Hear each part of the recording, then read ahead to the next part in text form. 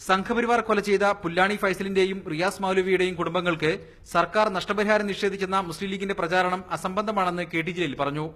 സമാനമായൊരു സംഭവമായിരുന്നു തിരൂരിലെ യാസിർ വധം.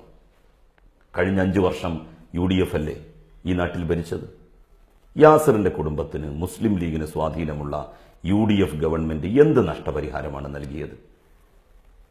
കമ്മ്യൂണിസ്റ്റ് പാർട്ടിയുടെ എത്ര പ്രവർത്തകർ RSSകാരുടെ കൊലക്കത്തിക്കിരയായി? അവർക്കാർക്കെങ്കിലും നഷ്ടപരിഹാരം കൊടുത്തോ? മതാടിസ്ഥാനത്തിൽ നഷ്ടപരിഹാരം കൊടുക്കുന്നു എന്നൊക്കെയുള്ള ലീഗിന്റെ ഈ പ്രചരണങ്ങൾ നാട്ടിൽ മതാന്ധത വർദ്ധിപ്പിക്കുകയും വർഗീയ ധ്രുവീകരണം ശക്തമാക്കുകയും ചെയ്യും. താനൂരിലെ സംഘർഷം മുസ്ലിം ലീഗിന്റെ അസഹിഷ്ണുത മൂലമാണ്. പോലീസ് ഇടപെട്ടത് സംഘർഷം തടയാനാണെന്ന കാര്യം മുസ്ലിം ലീഗിന് നല്ല ബോധ്യമുണ്ട്.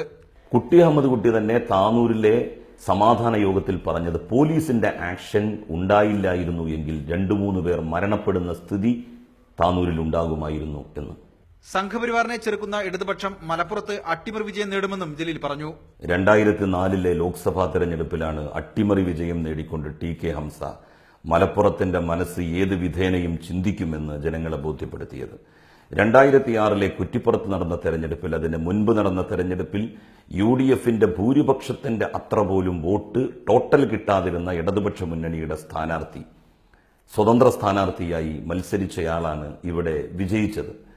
35,000 വോട്ടുകൾക്ക് മാത്രം UDF ജയിച്ചു പോന്നിരുന്ന താനൂരിൽ കഴിഞ്ഞ നിയമസഭാ തെരഞ്ഞെടുപ്പിൽ അവർക്ക് അടിപതറിയത് നമുക്കറിയാം. ക്യാമറമാൻ ഡാറ്റസ് വേലായുധനൊപ്പം MK ഷുക്കൂർ, മീഡിയ 1 മലപ്പുറം.